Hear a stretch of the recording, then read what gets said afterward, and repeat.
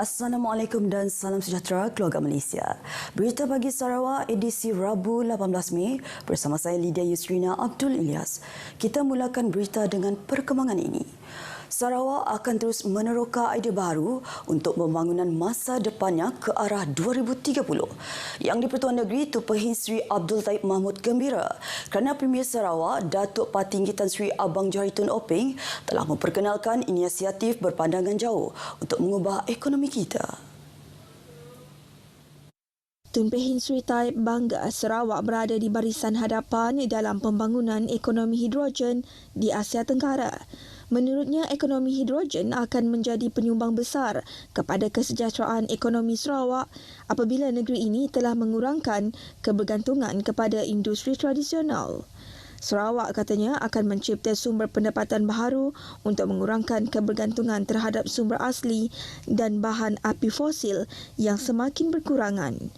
Beliau juga gembira Sarawak bekerjasama dengan sektor swasta dan kerajaan asing untuk memanfaatkan potensi pasaran karbon. Aliran hasil baharu daripada sumber hutan menurut beliau akan dijana untuk projek perdagangan karbon. Tun Pehin Sri Taib berucap merasmikan persidangan kedua penggal pertama Dewan Undangan Negeri ke-19 di Kuching. Sementara itu, kitaran kemiskinan di Sarawak hanya boleh dipecahkan menerusi pendidikan. Yang di-Pertuan Negeri Tun Pehin Sri Abdul Taib Mahmud menyambut baik usaha kerajaan negeri yang memberi penekanan lebih tinggi terhadap pendidikan berkualiti kepada anak-anak daripada isi rumah miskin.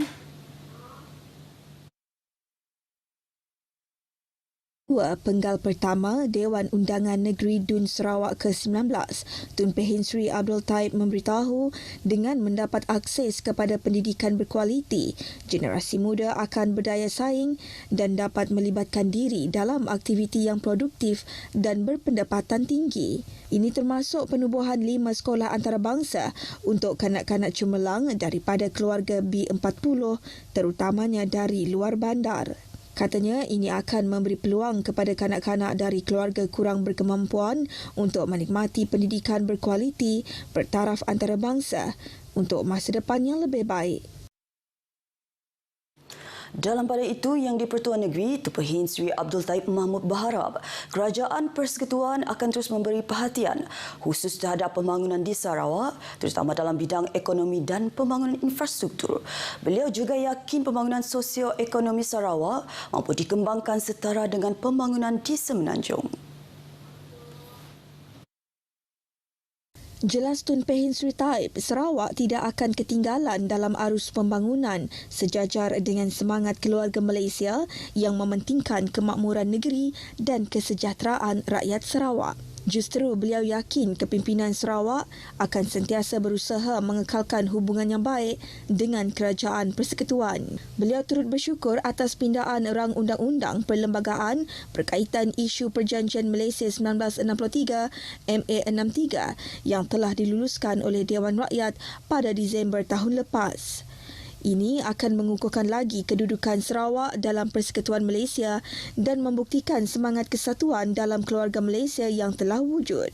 Dalam ucapan sama, Tun Pehin Sri Taib bersyukur kerajaan negeri mempunyai kedudukan kewangan yang baik. Ia sekaligus membolehkan Sarawak memberikan bantuan bagi meringankan beban kewangan rakyat, golongan peniaga kecil, usahawan dan syarikat perniagaan yang terkesan akibat pandemik COVID-19. Beliau turut merakamkan terima kasih kepada semua petugas barisan hadapan termasuk Jabatan Kesihatan Sarawak, Polis Diraja Malaysia, Angkatan Tentera Malaysia, Angkatan Pertahanan Awam Malaysia, RELA, pihak berkuasa tempatan dan semua jabatan serta agensi kerajaan yang terlibat dalam misi menangani penularan COVID-19. Sejumlah 14.3 juta ringgit dana telah diluluskan kerajaan bagi pelaksanaan projek penyambungan bekalan air terawat ke kawasan Ulu Roban di bahagian Betong. Timbalan Menteri Tenaga dan Sumber Asli merangkap Ahli Parlimen Saratok, Datuk Ali Biju dalam kenyataan hari ini memaklumkan peruntukan tersebut telah diluluskan Kementerian Pembangunan Luar Bandar pada suku kedua tahun lepas, manakala Jabatan Bekalan Air Luar Bandar selaku agensi pelaksana. Datuk Ali Biju berkata pada masa sekarang projek berkenaan masih dalam proses reka bentuk dan proses tender dijangka pada suku ketiga tahun ini.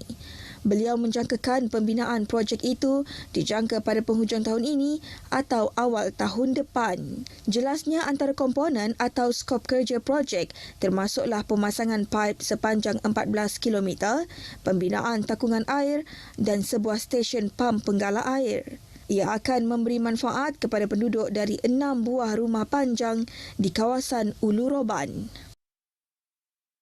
Bilangan pengundi baharu di kawasan Dewan Undangan Negeri Dun, Pantai Damai merekodkan peningkatan seramai 17,000 orang setakat ini. Menurut Adun Pantai Damai, Datuk Dr. Abdul Rahman Junaidi, ia menjadikan jumlah terkini pengundi di kawasan tersebut ialah 39,000 orang berbanding 20,300 orang pengundi pada pilihan raya negeri yang lalu.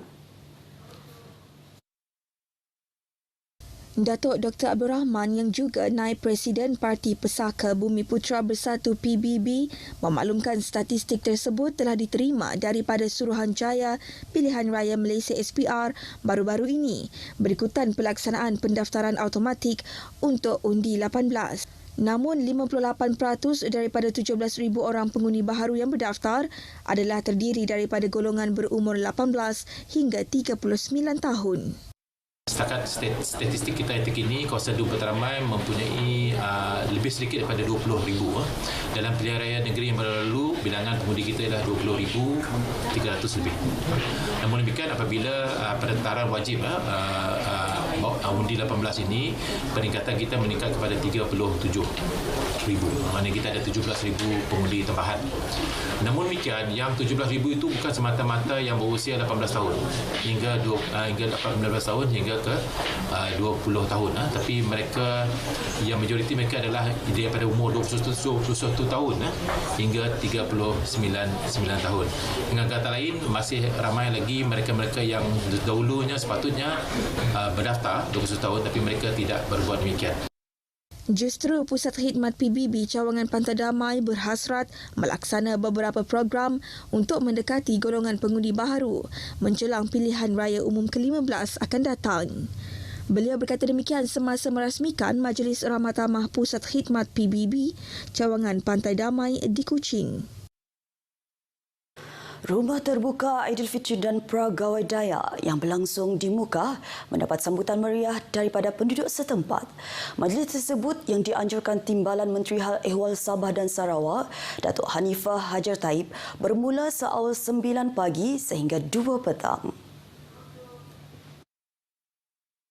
Datuk Hanifah yang ditemui di majlis itu memberitahu perayaan Aidilfitri dan Gawai Dayak yang disambut tahun ini merupakan platform terbaik untuk merapatkan silaturahim dalam kalangan penduduk pelbagai kaum di negeri ini.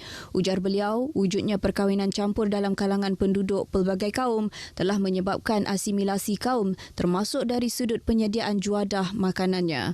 Antaranya jika dahulu kek lapis lazim dihidangkan pada perayaan Aidilfitri, kini hidangan sama juga sudah semakin kerap dilihat dihidangkan semasa perayaan Gawai Dayak. Ujarnya lagi dengan prosedur operasi standard pencegahan COVID-19 yang telah dilonggarkan tahun ini, penduduk kini boleh meraihkan perayaan kali ini dengan lebih meriah. Namun beliau turut menyeru penduduk agar kekal berhati-hati dan melaksanakan langkah pencegahan sendiri sepanjang menghadiri sebarang majlis keraian. Majlis Ramah Tamah Aidilfitri dan Peragawai anjuran pusat khidmat beliau itu diadakan selama 3 hari di 3 lokasi berbeza, iaitu di tebingan Sungai Dalat pada hari Sabtu, Dewan Suara Mukah pada hari Ahad dan akhirnya di Dewan Masyarakat Balingian. Tabung Baitumal Sarawak TBS telah mengagihkan lebih 15 juta ringgit kepada penerima bantuan seluruh negeri setakat ini. Menurut pengurus besarnya Dato' Abang Muhammad Shibli Abang Muhammad Naili, ia merangkumi bantuan pendidikan, kebajikan, institusi Islam dan juga kepada golongan yang terkesan akibat COVID-19. Datuk Abang Muhammad Shibli berkata sepanjang tempoh pandemik hampir 2 tahun yang lalu, TBS telah turun padang membantu golongan yang terkesan dan juga asnaf. Tambah beliau, pihaknya juga mendapat kerjasama daripada badan bukan kerajaan dan juga orang perseorangan dalam memastikan golongan yang terkesan dan memerlukan dibantu. Dan kita amat bersyukurlah pembayar-pembayar zakat terus membayar kewajipan mereka, dan dalam bulan Ramadan pun kita sedia maklum dari segi pembayar zakat fitrah cukup baik, cukup dapat sambutan yang baik. Beliau berkata demikian di Dewan Kompleks Islam Sarawak Miri ketika ditemui pemberita pada Hari Bersama Pelanggan dan Majlis Ramah Tamah Aidilfitri bersama pelanggan TBS bahagian Miri. Di Bintulu, 2 buah bot nelayan asing ditahan pada jarak lebih kurang 110 batu nautika pada Ahad lalu. Menurut Pengarah Zon Maritim Bintulu, Kapten Maritim Muhammad Hairul Anwar Saad, tangkapan dilakukan kira-kira pukul 3.15 petang. Kapten Maritim Muhammad Hairul menerusi kenyataan media memaklumkan hasil pemeriksaan mendapati 23 kru tidak memiliki dokumen pengenalan diri yang sah. Kesemua mereka berumur lingkungan 16 hingga 52 tahun termasuk tekong. Hasil rampasan dianggarkan bernilai 1.5 juta ringgit termasuk peralatan menangkap ikan selain 700 kg ikan campur dan 20,000 liter bekalan diesel. Kedua-dua bot nelayan asing terbabit ditahan dan diiring ke Pusat Tahanan Vessel Zon Maritim Bintulu untuk siasatan lanjut. Kes disiasat di bawah Akta Perikanan 1985. Laluan di Jalan Tun Jugah Kuching akan ditutup separuh jalan bagi memberi laluan kerja pembaikan jalan yang bermula Isnin lalu hingga 30 Mei ini bermula pukul 8 malam hingga 5 pagi. Jabatan Kerja Raya Bahagian Kuching memaklumkan lencongan atau penutupan jalan hanya akan dilakukan semasa kerja-kerja penyelenggaraan dilaksanakan. Walau bagaimanapun, jalan raya ini akan dibuka secepat mungkin sekiranya kerja penyelenggaraan dapat disiapkan awal bagi melancarkan pergerakan trafik. Justru orang ramai dinasihati untuk mematuhi papan tanda keselamatan serta arahan penjaga laluan di sekitar kawasan terlibat. Pihak JKR bahagian Kuching menerusi kenyataan media memberitahu pihaknya akan memaklumkan sekiranya terdapat sebarang perubahan pada tarikh, waktu atau kawasan yang terlibat dengan kerja penyelenggaraan dari masa ke semasa. Sekian berita Sarawak edisi Rabu 18 Mei. Saya Lydia Yusrina Abdul Ilyas. Salam hormat dan jumpa lagi.